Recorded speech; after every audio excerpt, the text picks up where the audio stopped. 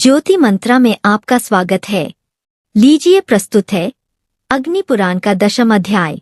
अगर आपने पिछले भाग को सुना है तो हमें कमेंट में जरूर बताएं कि वह आपको कैसा लगा। और हाँ, ध्यान से सुनिएगा क्योंकि हमें न सिर्फ उम्मीद है बल्कि पूरा विश्वास है कि यह सीरीज आपके जीवन में खुशियाँ, सफलता और समृद्धि लाने में महत्वपूर्ण भूमिका निभाएगी। अब चलते हैं कथा की ओर। नारद जी कहते हैं कि श्री रामचंद्र जी के आदेश पर अंगद रावण के पास गए और कहा, रावण, तुम जनक कुमारी सीता को लेकर शीघ्र ही श्री रामचंद्र जी को सौंप दो, अन्यथा मारे जाओगे। यह सुनते ही रावण गुस्से में आ गया और अंगद पर हमला करने को तैयार हो गया। परंतु अंगद ने राक्षसों को मारते हुए वापसी का मार्ग चुना और श्री राम से बोले, भगवन, रावण केवल युद्ध करना चाहता है। इसके बाद क्या हुआ?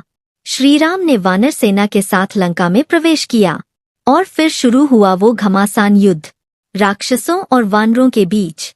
एक तरफ राक्षस अपने हथियारों से हमला कर रहे थे और दूसरी तरफ वानर अपने नख, दांत और शिलाओं से राक्षसों का संहार कर रहे थे। हनुमान जी ने पर्वत शिखर से धूम्राक्ष का वध किया और नील ने अकंपन और प्रहस्त को मौत के घाट उतार दिया।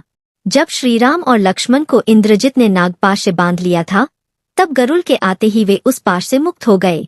इसके बाद दोनों भाइयों ने राक्षसी सेना का विनाश शुरू किया। श्रीराम ने रावण को युद्ध में बाणों से घायल कर दिया। क्या रावण ने हार मान ली? नहीं, बल्कि उसने अपने भाई कुंभकर्ण को जगाया और फिर कुंभकर्ण ने जागते ही 1000 घड़े मदिरा पिए और कई पशुओं का भक्षण किया। फिर वह युद्ध के लिए तैयार हो गया, लेकिन अंत में श्रीराम ने कुंभकर्ण को भी परास्त कर दिया। अब बारी थी इंद्रजित की।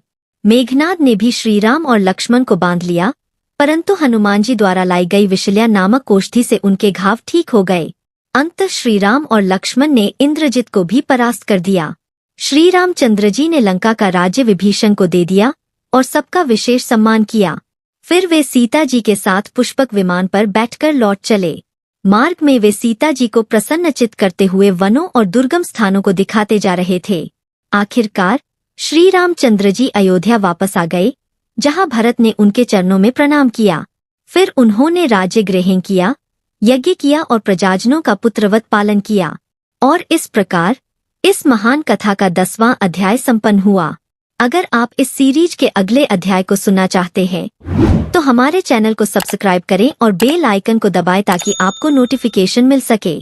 ध्यान रहे, अध्यात्म से जुड़ना ही जीवन को सफल बनाने का सर्वोत्तम मार्ग है।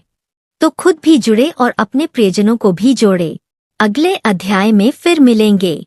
तब तक के लिए नमस्कार। जय श्री राम।